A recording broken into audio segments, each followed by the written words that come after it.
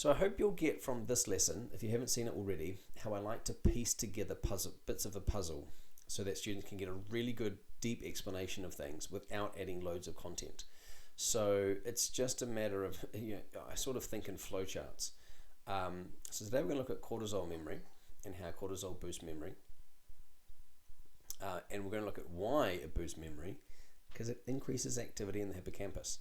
So we're just adding an element, which, so what this means is your struggling students, your limited students, will have a really basic one. They'll remember HM, they'll be arrived right about the hippocampus, the biology of memory consolidation, happens in the hippocampus. This lesson here is for your more advanced students, where with just a little bit extra content, they can write a far more thorough explanation. To review, you could do the star tracing task here online, or there's a pretty simple way you can make it with a box and a mirror and a piece of paper. I think I put the video to that in the unit plan. A review of HM from the TED talk, and simple activity. I like to do this one, using sort of pseudo real life scenarios. The blog post essentially, Khan, he's going hunting and he comes across a bear.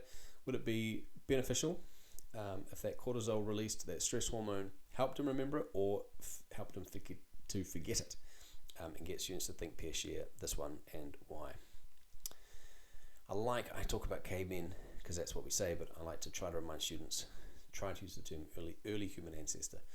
Okay, so here a bit of chalk talk, cortisol and memory consolidation. Memory consolidation is just a good term to know, short-term into long-term memories.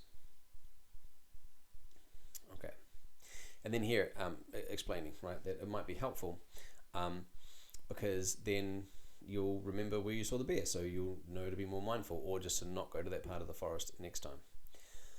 All right, so cortisol boosts memory because it affects the brain. See if students, can they predict what part of the brain do you think it's going to affect? And this should only take 20 seconds. They're probably going to say the amygdala, but hopefully some of them figure out, oh no wait, the hippocampus. Yes. So short bursts of cortisol increase hippocampus activity. That could be why. All right. Now, we can't actually run this experiment, so the next best thing is to try to get students to think like researchers, to think like a psychologist, and design. And I've tried to make it a bit fun. I don't know if this is too childish for your students or not, but say, hey, you've been promised a research grant of 50 grand if you can figure out how to run this experiment.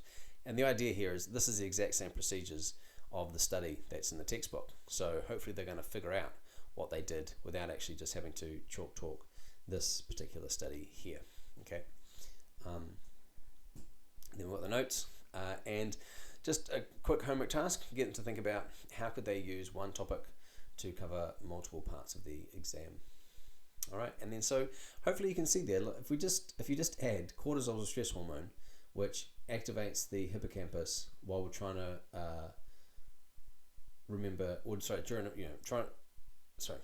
cortisol activates the hippocampus. So, and that can boost memory of emotionally arousing information, right? So that would help our memory during times of stress, because cortisol is going to be released when we're stressed, and what's happening at the moment is probably going to be emotionally arousing. So this is going to boost our memory. And then if students like, they can layer on an evolutionary psychology explanation for that. This helps us to survive, right? Because we remember how to keep ourselves safe. So just with a bit extra content in 2 lessons, I think we've got a pretty good explanation of biology and memory there. Now, of course, some students might use that for the environment in memory. Okay, so if you've got a stressor, and we're going to get into adverse childhood experiences. If you've got adverse childhood experiences, that's going to boost your cortisol. That could actually help your memory. But we're going to look at the opposite, in fact, in the next lesson.